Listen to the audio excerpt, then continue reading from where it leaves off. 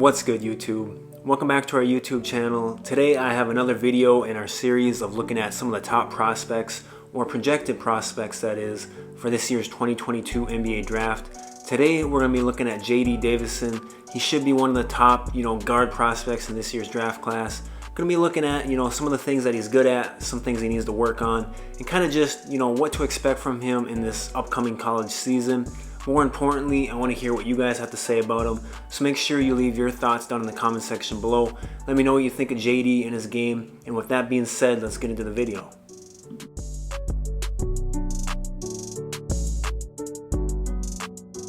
Who is JD Davison? Well, JD is, one of the top ranked guard prospects or projected prospects in this year's draft class. He's a 6'2 guard, mainly a point guard, but kind of has the skill set of almost a combo guard or someone who plays a little more off ball. He's someone who, throughout his time in high school, and especially his last year in high school, went viral several times. Was really a highlight machine in high school. He didn't play at a prep school. He played locally. He played, your average high school competition, and he really stood out, made highlight plays, in transition with his dunking ability. And also, he had some nice defensive plays where he made some really athletic, blocks and highlight plays on that end of the floor. This year, or this upcoming season, he'll be a freshman at Alabama. Should be, someone who runs the show for them. Alabama should have a decent squad this year. They should be pretty solid. And I think it's pretty fair to have, some, high expectations for JD and Alabama as well this year. And I think both, him and the team should be good this year.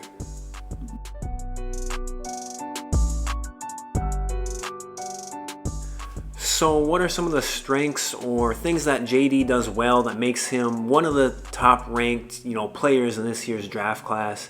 And I think the biggest thing for JD, the thing that he does well or that puts him in that category, is his athletic ability. He is definitely, one of, if not the best, pure athlete in this year's draft class. He has, jumping out of the gym ability, out on the fast break. He's someone who is just going to wow the crowd. Like I said, just an insane athlete, but he's also able to use this athleticism on both ends of the floor.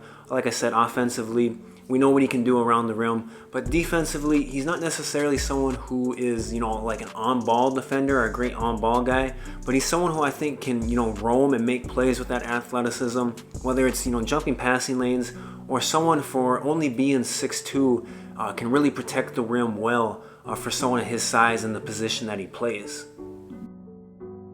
Another strength for JD is his scoring ability off the dribble. He's someone who definitely has a knack for scoring the ball, and he can do it in a variety of ways, whether it's getting to the hoop. He's got a really solid mid-range game, something that he's able to get to whenever he wants, really using his quickness and his decent handle. And then he shows flashes of deep three-point range. Three-point shot is definitely something that he's going to have to work on and continue to develop. But like I said, shows flashes of the ability to shoot the long three ball. And he can do it, off the dribble in a number of ways, whether it's, off of step backs, off of pick and roll, anything really off the dribble. That's where I think JD is the best, and, where he's able to get to his spots and be, an effective scorer. And then just a few other, things that JD does well is that he's, a very good rebounder for someone his size. He rebounds the ball really well. Another, area of the game where he utilizes his athletic ability. He's also a solid playmaker, not, necessarily the greatest, just due to, him in high school. That wasn't really expected out of him. He was, by far the superior talent on his team, and he kind of took on that scoring role. I think if you put better players around him, he can fill more into that playmaking role and, make his teammates better. But in high school, that just wasn't, expected of him. And then, like I kind of touched on defensively, he's not necessarily someone who I think is going to be an on-ball, lockdown defender. But if you let him roam and make plays defensively, he can be a disruptive force on that end of the floor as well.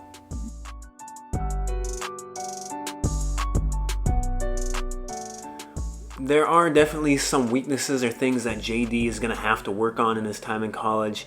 I think one of the big things for him is kind of positional fit. 6'2", not necessarily like a pure point guard. He's kind of, I guess, an old-fashioned term of being a combo guard.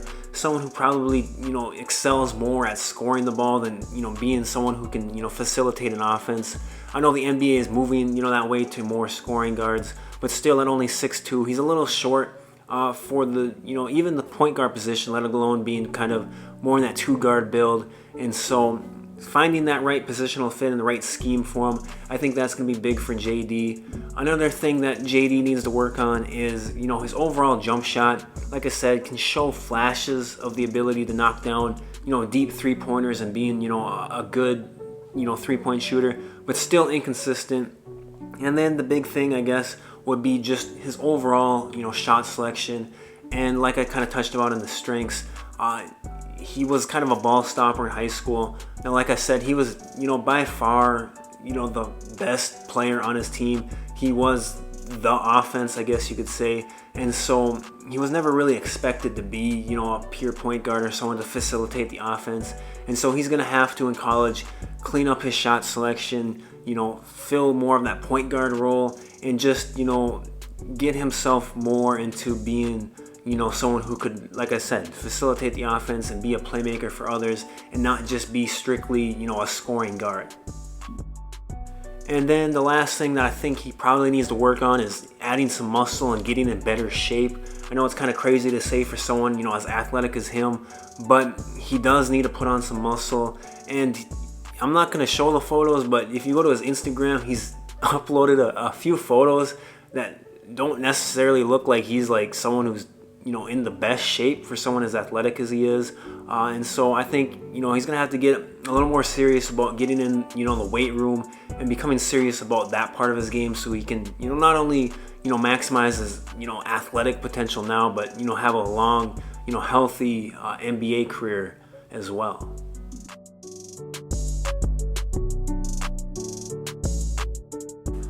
Overall, I'm really interested to see how, JD's year goes at Alabama.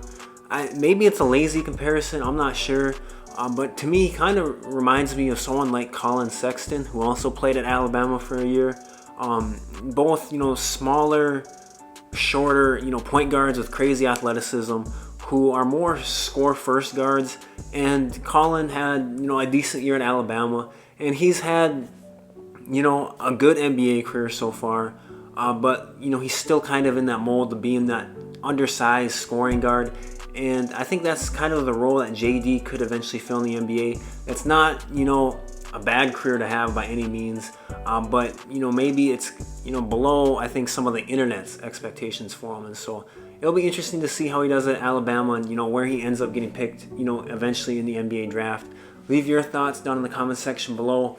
Make sure you hit the like and subscribe button, and I'll talk to you guys later.